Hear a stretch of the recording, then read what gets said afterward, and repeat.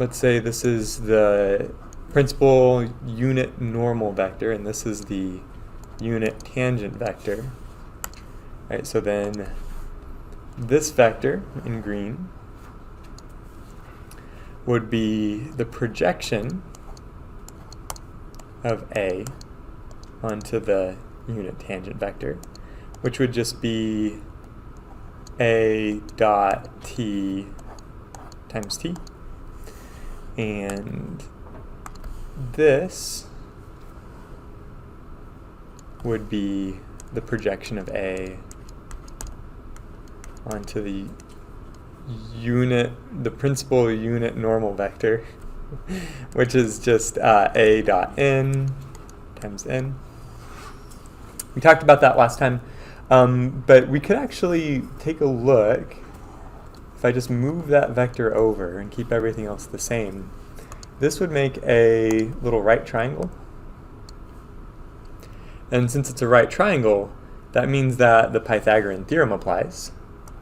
And so the length of my hypotenuse would be the norm of A, and then the side lengths would be this A subscript t and A subscript n. So you could rearrange this, and you could, let's say you're looking for A subscript t, that's equal to the square root of norm of A squared minus the normal component of your acceleration squared. And otherwise, if you're looking for the normal component of the acceleration, you could do the square root of the norm of A squared minus the tangential component of acceleration squared, right? If any of this was going to be useful, it would be this formula, just because this formula allows you to find the this formula allows you to find the normal component of acceleration without ever calculating the principal unit normal vector.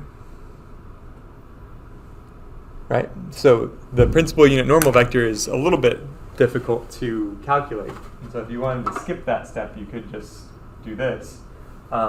You probably wouldn't ever use this formula, because this formula would require you to first calculate the normal component of acceleration, which would require you to calculate the principal unit normal vector. And if you did that, then you would already have had the unit tangent vector figured out, and then you could have an easier way of figuring out that anyways. So this formula appears in your textbook, and it's a potential shortcut. But the big takeaway I want you to have is that obviously the acceleration vector is just the sum of its components. And so you can think about that like a right triangle, so the Pythagorean theorem applies. Curve length is something that we did in Calculus 2. And for a curve in 3 dimensions, let's call it r of t, and so this would be my x coordinate as a function of t, my y coordinate as a function of t, my z coordinate as a function of t. It's a parametric curve. If I want the length of this parametric curve, the formula is going to be called L equals lower bound, upper bound. A and B are just in terms of your parameter t. Those are values of t. And then it's going to be square root of x prime of t squared plus y prime of t squared plus z prime of t squared dt. That should look really familiar to you, because remember in Calculus 2, when we were doing parametric curves at the end of the semester in Calculus 2, the Calculus 2 version of this was exactly the same thing, except in Calculus 2 we just had x and y coordinates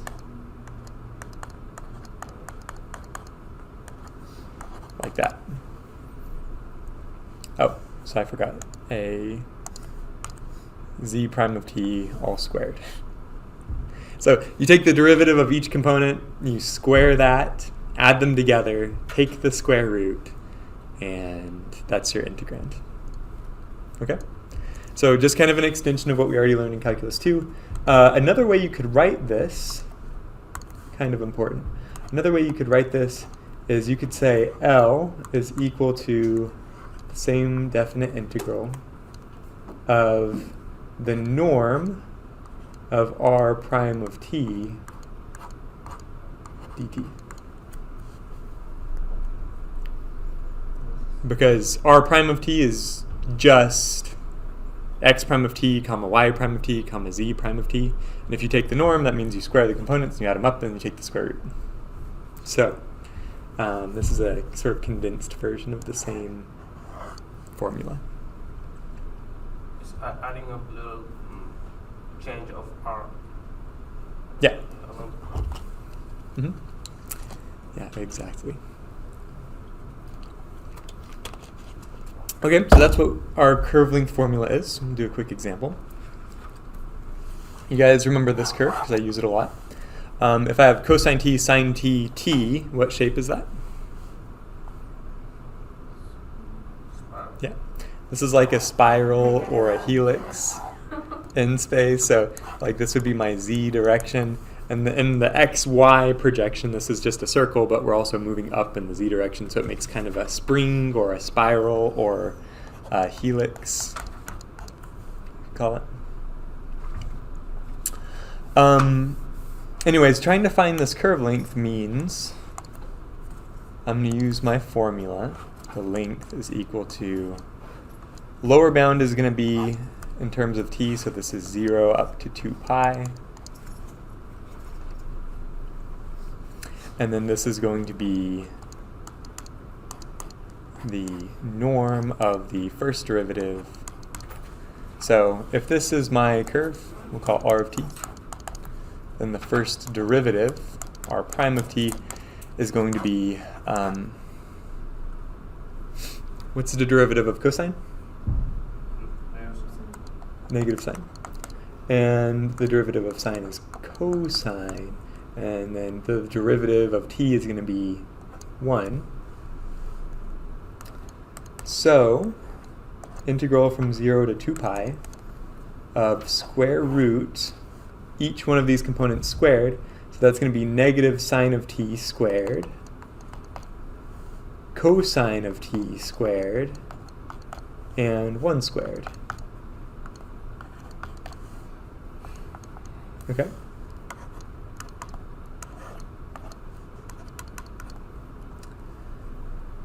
What is sine squared plus cosine squared? That is 1, because that's what the Pythagorean theorem tells me. And so we're taking this definite integral of the square root of 2 dt. And so the value of this integral is going to be what?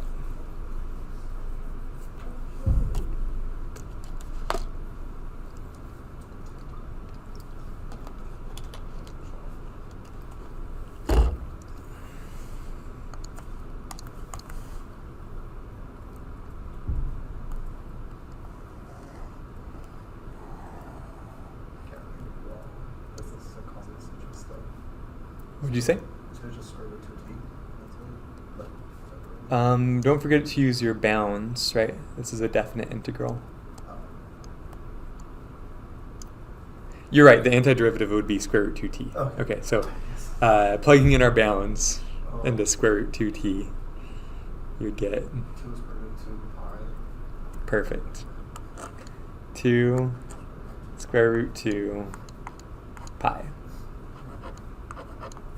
So that means if you just have one loop of your helix, then the length of that curve is going to be 2 square root 2 pi. If it were just a circle in the plane, then one loop of the circle should be 2 pi, right? The circle with radius 1. But since we're not just looping in the plane, we're actually also going up 1 unit in the z direction. It makes the curve a little bit longer, so that's why we have 2 square root 2 pi. So, considering the fact that this would repeat over and over again, we would just multiply the amount of times if we were to find all the spiral. Mm-hmm. But if we wanted to find all of it, just like do it right all once. Can we do it like 4 pi or something like that for the bound? Or is it best? Yeah, because if you wanted to do 2 loops in the helix, and that would be 4 pi, right? So then when you plugged in your bounds, it would be it would be square root 2, the integrand, times t, which would be 4 pi. So it would be 4 square root 2 pi, which is just twice. So it would work. Just making sure. Yeah. You're right. Sometimes it is goofy with the periodic functions and the bounds of integration. I know that there are sometimes issues you run into, so you do kind of have to be careful. You're right. Okay. So I want to point out, though, that for one single given curve in space, there's actually infinitely many ways to parameterize the curve. Just to give a really trivial example, because this is the only thing I can really think of,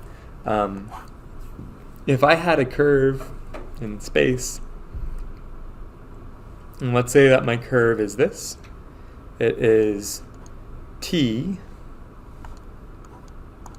squared t cubed. That's my curve. This, believe it or not, well, let me also say for 0 less than t less than 1.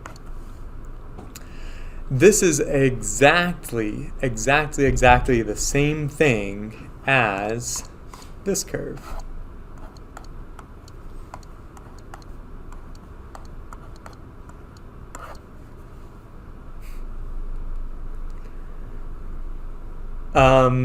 So that might not be completely obvious, but whenever t is 0, right, t cubed would be 0. And whenever t is 1, well, t cubed would be 1. And the fact that I sort of made the same substitution for x, y, and z components means that it's not going to change the curve at all. I can try to graph it. Hopefully it turns out. We'll see how this does. But here we go. 3D calculator. T squared, comma t cubed. So that's what the first curve looks like. T squared, t cubed. Now I'm going to put in t cubed, comma t to the 6, comma t to the 9th. And maybe I can put it in a different color if I figure out how to.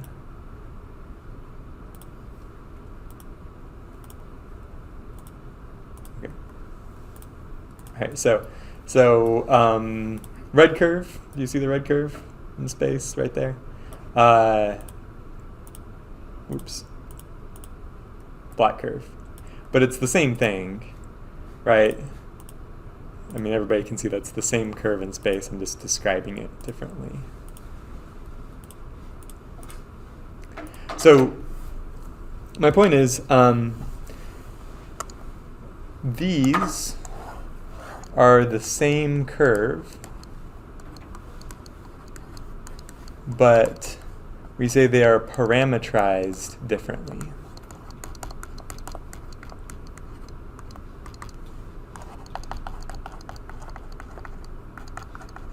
In other words, this t down here does not mean the same thing as this t does.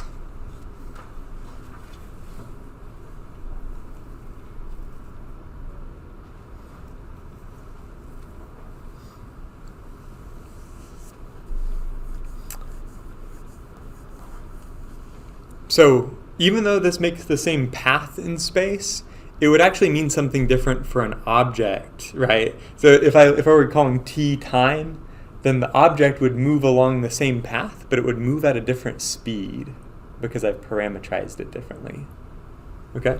So like in this curve, the speed of the object in the x direction only, if I'm only thinking about the x direction, the speed of the object would be constant because if you take the derivative of t, it would just be 1, and so your object would just be moving in the x direction at a constant speed.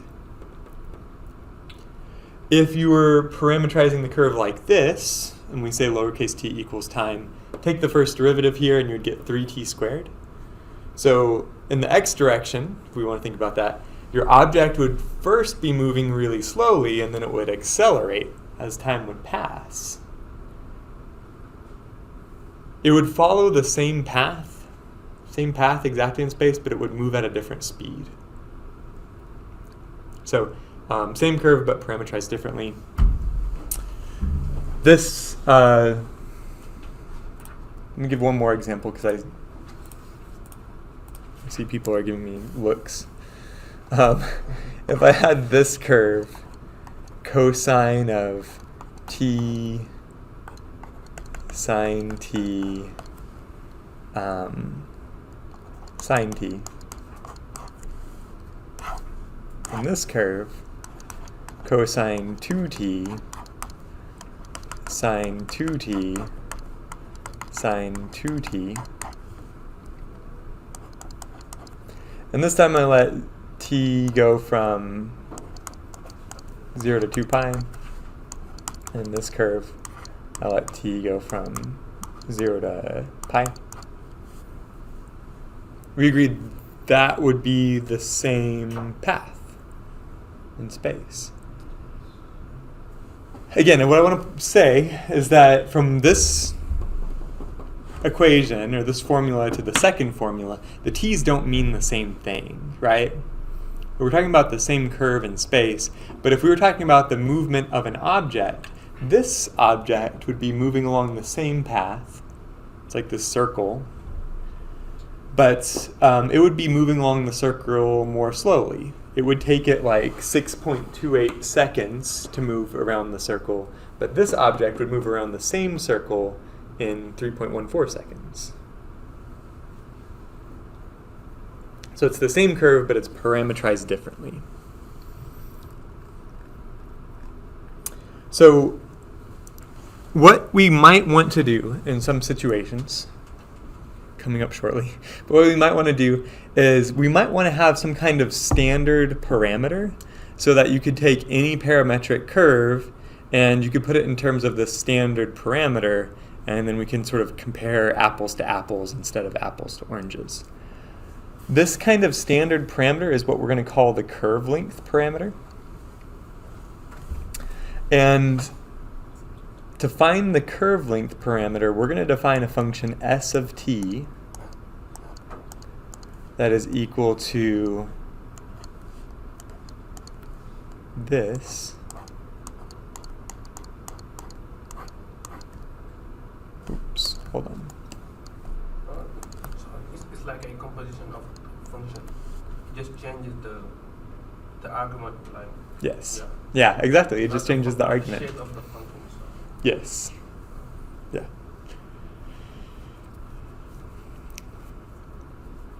So what this is it's like a way to calculate the curve length for a given value of t. And so really similar to what we were doing before. Looks exactly the same, right? But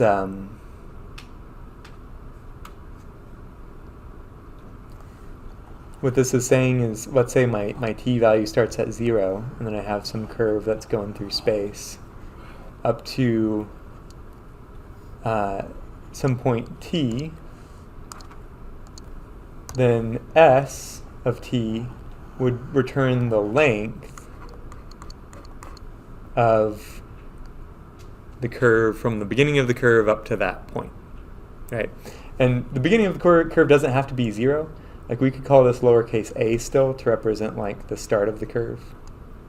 Maybe the curve starts at like negative pi, right? So we'll just call that point A for my lower bound. But in any case, this s, this curve length, is a function of t, so that as the parameter t increases, you're adding up and getting a longer and longer curve. Okay, and so if we use this curve length parameter, then the point S is telling you how long the curve is so far.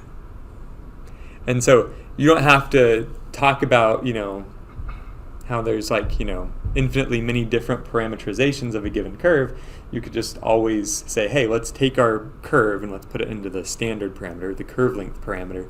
So that way when we do certain calculations, it ends up nicely. One calculation that we really need a standardized parameter for is called the curvature. And we use capital K for curvature. And I want to remind you that, I guess it was yesterday.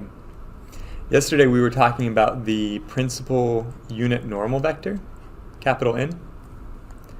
And the principal unit normal vector gave us the direction of the curvature. In other words, if we had a curve going through space, the unit tangent vector told us the direction that the curve was going. The principal unit normal vector was telling us the direction in which the curve was curving. This curvature is going to be telling us about the magnitude of that curvature, right? Because you could have a path in space that looks like this, and so the direction of curvature would be like down. Or you could have a curve that looks like this. And again, the direction of curvature would be down, but I would say that the magnitude of curvature in this blue curve is greater than the magnitude of the curvature in the black curve, right? So like this is curving just very gently versus this has a very, very sharp curve in it, right? So this K is greater than this K.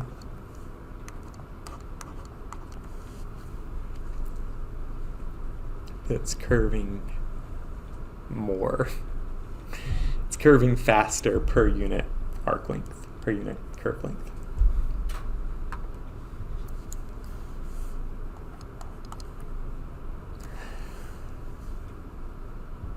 So the way that we're going to calculate curvature, since n was really t prime of t over,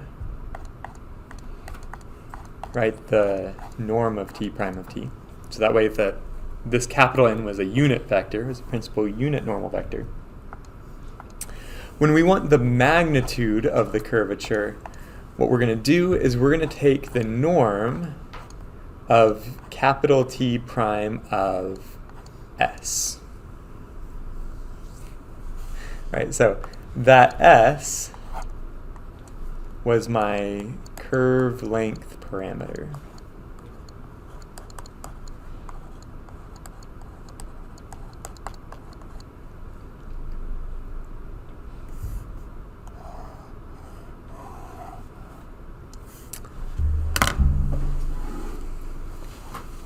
So again, this capital N vector, the principal unit normal vector, is telling us the direction, because I'm using this capital T prime, it's telling me the direction of the curvature.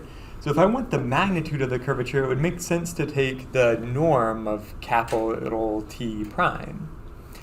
It turns out, though, if you really do the math, if you're like working the calculations, if I were to put a t here, like just any old parameter, then the value of the curvature would actually depend on which parameterization you chose. You know, you can parameterize a curve infinitely many ways, and so if you choose a different parameter, then it would change the value of your curvature.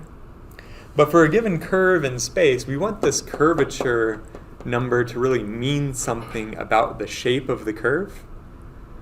And in order to get something that's standard for a given curve shape, we have to use this kind of standardized parameter. So that's where the S pops into place for this formula.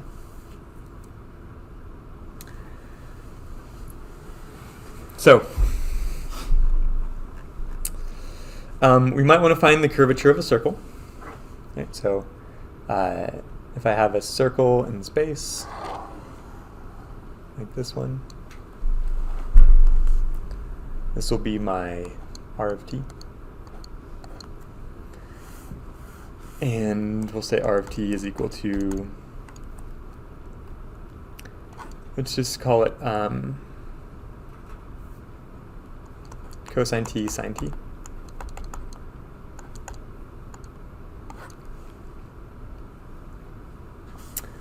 Actually, I don't like using r because I want to use r for radius since we're talking about a circle. So let me call p it. Let me call this path p.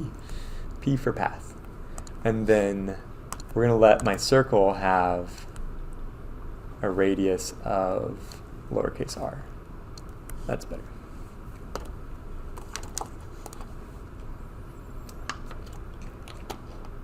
So then my path is going to be r cosine t and r sine of t. Now the curvature is going to be given by, let's see, norm of capital T prime of s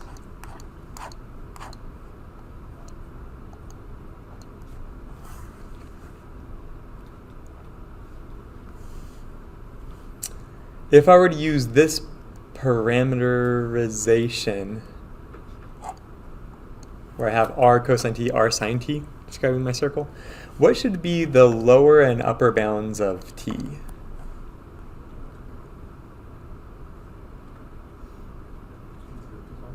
0 and 2 pi, yeah. So if I start with t equals 0, then I would start over here. And then going around the circle, my value of t is going to be increasing until I get back around. And then that value of t that closes up the circle for the first time, that would be 2 pi. Yeah. So this is the parameterization I'm just going to start with. You could choose any parameterization you wanted, right? You could say cosine of 4t, comma, r sine of 4t, and then you would have t go from 0 to pi halves. Or you could even do negative pi fourths up to positive pi fourths if you were, a crazy person. You could do that. It would just be a different way to parameterize this. So the first thing I want to do is I want to find out what would be the standard parameterization. In other words, what is s? So this is going to be the integral from 0 to t of the norm of p prime of u du.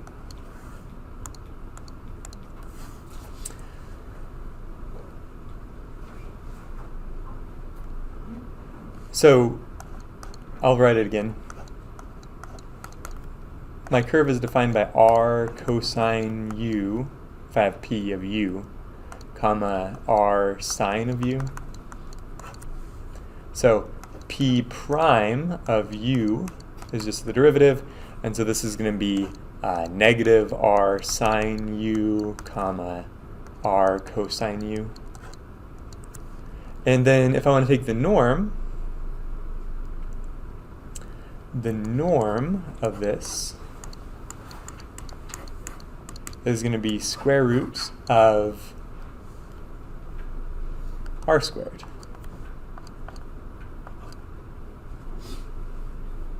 Because I would end up with, r squared sine squared plus r squared cosine squared, and so you use the Pythagorean identity and you just get r squared. So this s of t function is going to be the derivative, the definite integral from 0 up to t of r du. So the antiderivative would be r times u, plug in your bounds, and that gives you r times t. So s is equal to rt. And if I want to go back in my equation, I just have to write t is equal to s over r. Right? And then using this, t equals s over r, I can go back to my original equation and substitute s divided by r in for my original parameter that I was trying to use, t. So it turns out for this curve, the standard parameterization is going to be r times cosine s over r, comma r times sine of s over r.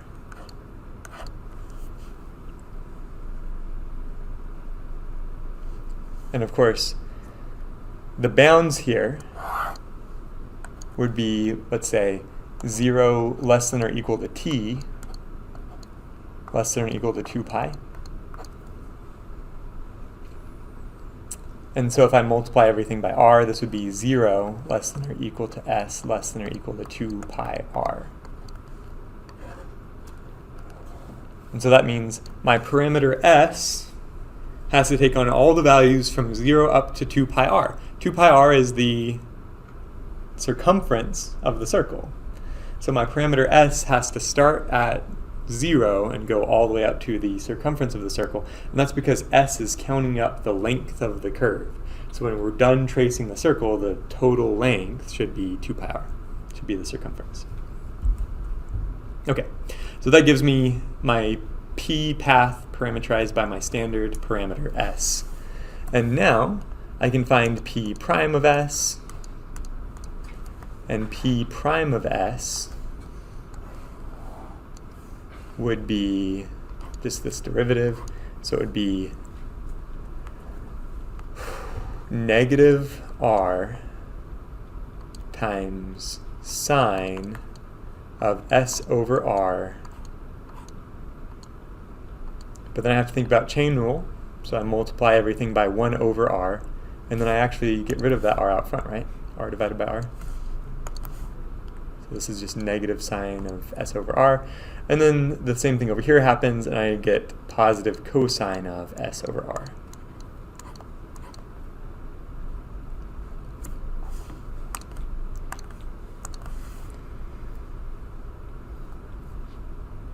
So then if I want capital T of s, that's going to be p prime of s divided by the norm of p prime of s.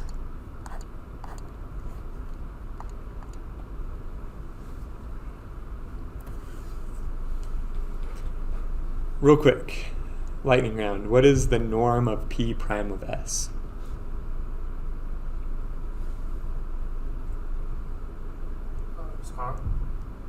It is 1, I think. Yeah, because sine squared plus cosine squared is 1. Square root of 1 is 1. So yeah, this should be p prime of s divided by 1. So capital T and p prime are the same thing in this case. Yeah.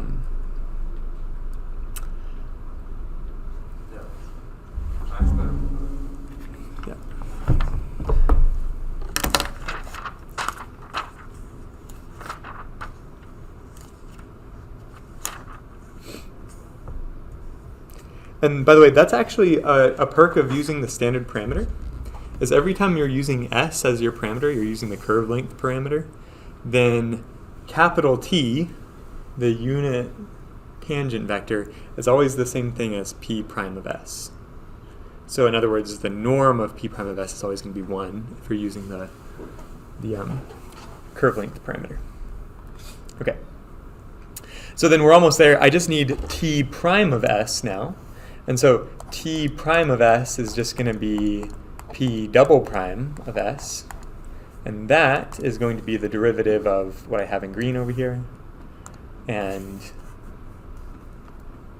the derivative of negative sine of s over r would be negative 1 over r cosine of s over r, comma, and then derivative of cosine would be negative 1 over r sine s over r.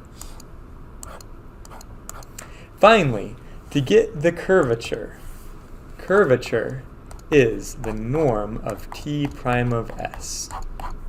So this is the norm of this t prime s vector, and that is going to be another situation where we have cosine squared plus sine squared, so that's going to be 1. The negatives go away because we're squaring it, and you take the square root. So the curvature k is 1 over r.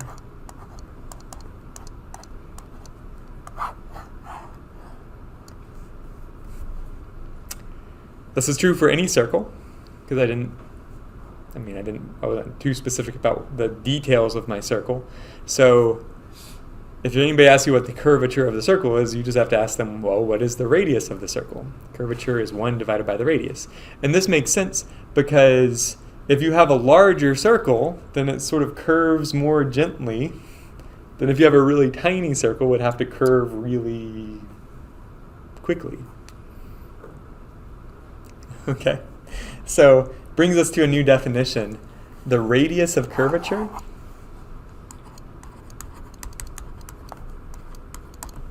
if anybody asks you then, hey, I have this curve in space, what is the radius of curvature? Then the radius of curvature is 1 divided by capital K.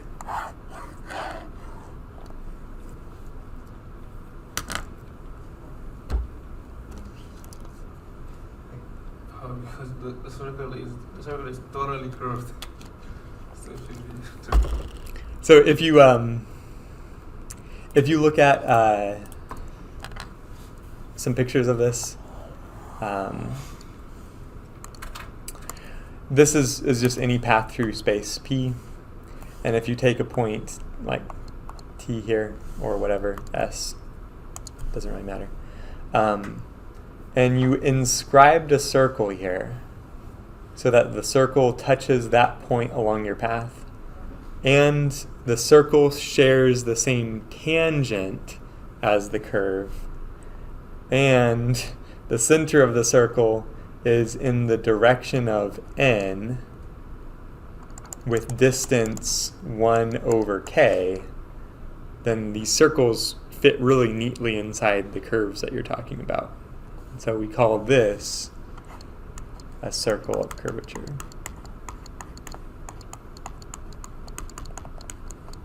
Okay.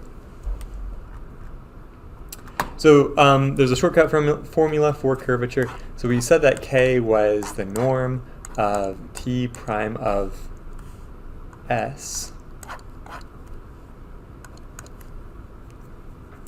This is also equal to the norm of t prime of t over r prime of t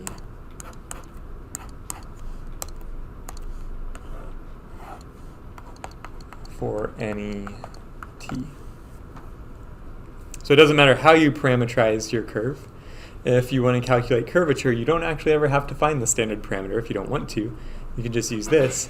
Kind of the quick explanation here, if you want to get just an intuitive sense of how this works. This t prime of s is the derivative of t with respect to s, right? T prime of s.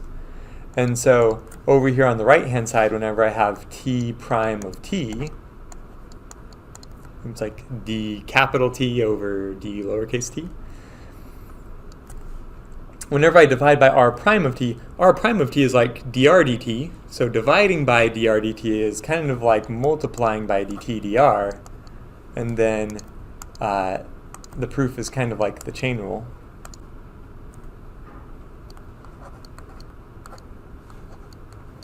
So you would agree with me here that now the dt's cancels and the dr's would cancel. And this formula would need a times dr ds, right? Okay, so dr ds is r prime of s. This is always, always, always equal to 1. So whenever I multiply by dr ds, that's kind of like multiplying by 1. So that doesn't change the value of dt ds. And this is always true. I kind of mentioned it earlier when we were working with the circle. But we were talking about finding capital T, and then we said, well, what would be the norm of p prime of s? Well, the p prime of s norm was just 1, and it's not just a coincidence for the circle, but that's actually always the case if you're dealing with the arc length norm. And so that's the missing bit there. Anyways, you don't have to justify this for me on an exam or anything like that, but what you do need to know probably is just all of this.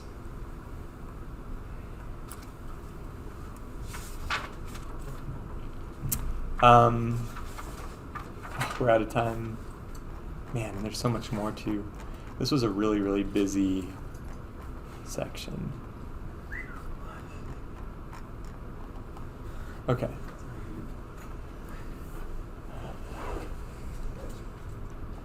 One minute rapid fire before you go.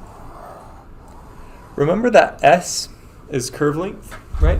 So if I told you that lowercase t was time, and we're talking about an object moving along a path through space, then the speed of that object would be ds dt. Right, so the interpretation of the derivative here is a little change in curve length, a little change in distance along the curve over a little change in time. And so that would be our definition of speed as you move along the curve. I told you this yesterday, but A is just the tangential projection of the acceleration plus the normal projection of the acceleration. And I told you this yesterday, that those projections are just the tangential component of acceleration times the unit tangent vector plus the normal component times the principal unit normal vector. This is new. The last two lines here are kind of new things I haven't told you about. The tangential component of acceleration is the second derivative of arc length over time. And so remember the tangential component of acceleration, that's like stepping on the gas in your car. You're changing your velocity by going faster in the direction you're already going. The normal component of acceleration has this trickier formula. Notice this is not the second derivative, this is the first derivative squared. And the normal component of acceleration is proportional to the curvature, which means I described the normal component of acceleration as like you turning your steering wheel, You're changing your velocity just by changing your direction. Speed's the same, but you're changing your velocity by changing the direction of the velocity. And so if the curvature of the road you're driving on is high, that means you're really having to turn your steering wheel hard and you're going to experience a lot of acceleration. If the road you're driving on is very smoothly curving, so curvature is low, you don't really experience a lot of normal component of acceleration.